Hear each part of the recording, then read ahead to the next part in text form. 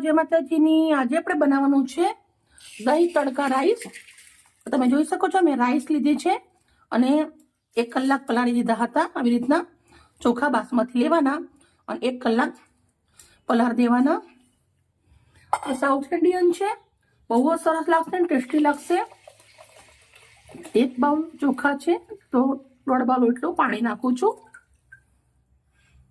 1 ચમચી મીઠું નાખવાનું છે। ચમચાથી હલાવી દેશું અને 4 સીટી પાડી દેશું।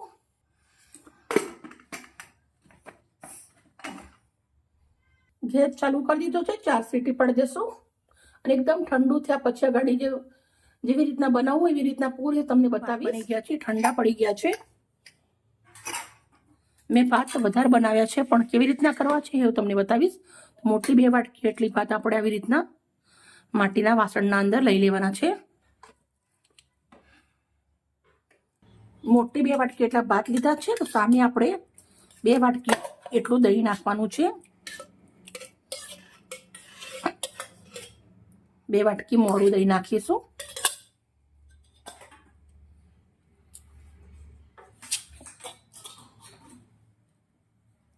દહીં અને ભાતને સરસ આવી રીતે મિક્સ કરી દેવાના છે।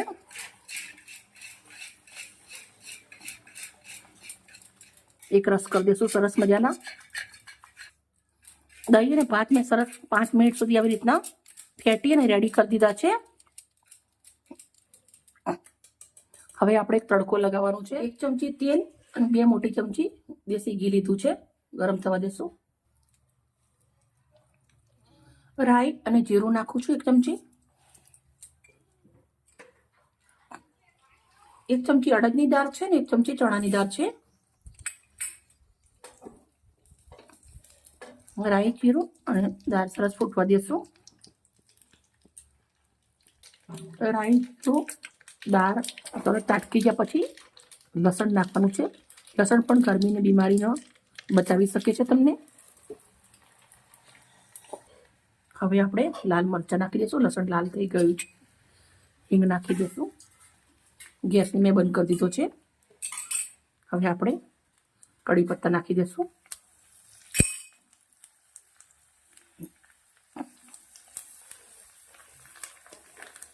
આલિશાન આપણો વઘાર રેડી થઈ ગયો છે। આપણે આ વઘાર આના અંદર નાખી દઈશું। સાથે આપણે થોડું જ્યાદા મીઠું નાખીશું।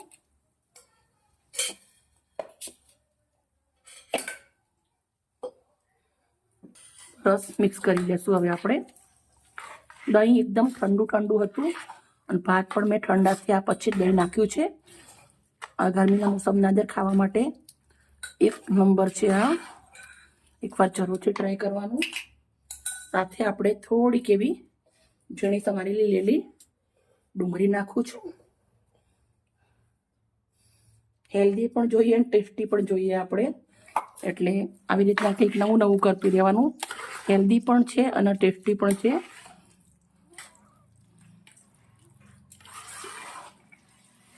આજે આ મારા ભાઈ આવવાના છે સાઉદીયાથી, એમના માટે સ્પેશિયલ રેસીપી બનાવી છે મેં।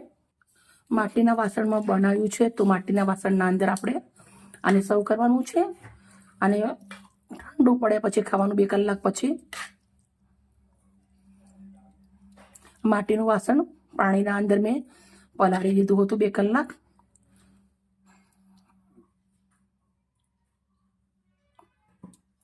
બે ભરીને મેં કાઢી દીધા છે, તમે જોઈ શકો છો। મિત્રો, જેટલું દેખાવામાં સારું છે એટલું ખાવામાં પણ બહુ જ સરસ છે, હેલ્ધી છે, ટેસ્ટી છે, આંતરડાના પેટને ઠંડક આપશે। એકવાર જરૂરથી ટ્રાય કરજો। મારો વિડીયો સારો લાગ્યો હોય તો પ્લીઝ મને લાઈક કરજો।